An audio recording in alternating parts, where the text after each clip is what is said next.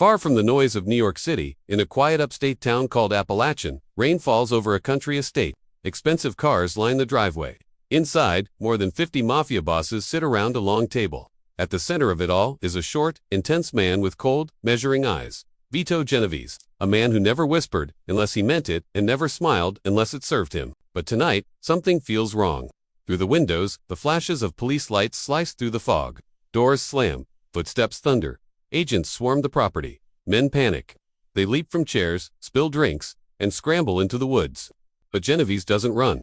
He simply watches, unmoving, as if the chaos around him is nothing more than a passing storm. That was Vito Genovese, scum when others broke, calculated when others cracked. But stories like these don't begin in grand rooms. They begin in shadows. So let's go back. Naples, Italy, early 1900s. Stone streets, warm sea winds, and a boy who studies power the way other boys study games. Vito grows up knowing one truth: the world belongs to the men bold enough to take it.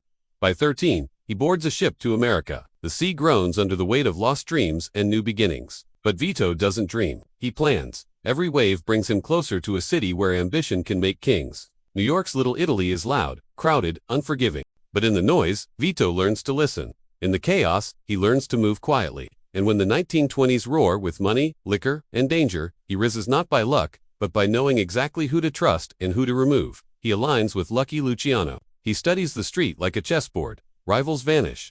Opportunities appear. And piece by piece, Vito Genovese builds his influence the way stone walls are built: heavy, permanent, inevitable. But power has a price. A murder charge sends him fleeing back to Italy. Another world, another empire to manipulate.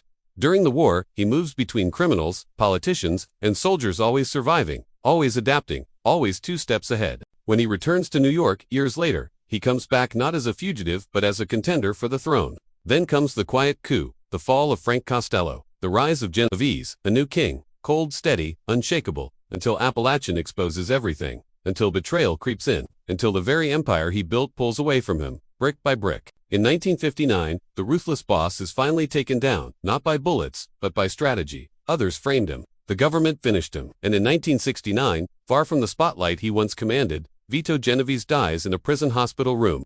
No crowds, no headlines, just a quiet ending to a loud legacy.